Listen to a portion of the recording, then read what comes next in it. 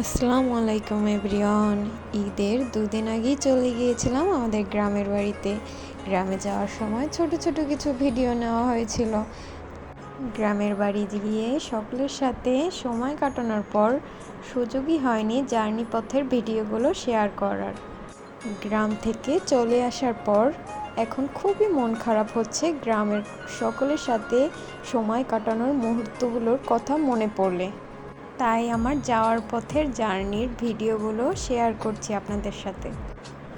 বাসা থেকে বের হয়ে মেট্রো রেলের উদ্দেশ্যে উত্তরা দিয়ে যাচ্ছিলাম।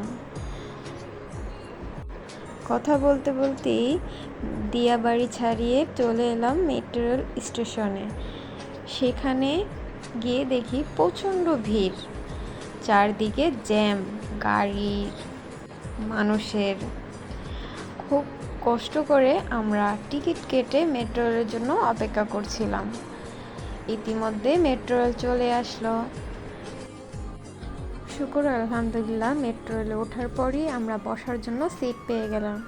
আমাদের জন্য সিট পাওয়াটা দরকার ছিল, যেহেতু আমরা মেট্রো রেলের লাস্ট স্টেশনে নামব। মেট্রো রেল থেকে বাইরের দৃশ্য দেখতে আমার কাছে খুবই সুন্দর লাগছিল, তাই ছোট ছোট কিছু ভিডিও নিয়ে নিচ্ছিলাম, আপনাদের সাথে শেয়ার করব বলে। ইতিমধ্যেই আমরা মেট্রো রেল থেকে নেমে সদরঘাট যাওয়ার উদ্দেশ্যে রিক্সা নিয়ে নিই। ফাইনালি আমরা সদরঘাট চলে আসলাম, আর এসে দেখছিলাম কোন লঞ্চটায় ওঠা যায়।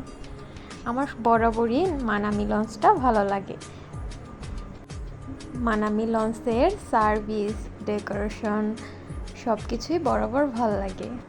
রাত্রিবেলা লঞ্চের বাহিরের দৃশ্য দেখতে খুবই ভালো লাগে। কে কে পছন্দ করেন আমার মতো লঞ্চে চড়তে অবশ্যই কমেন্টে বলবেন।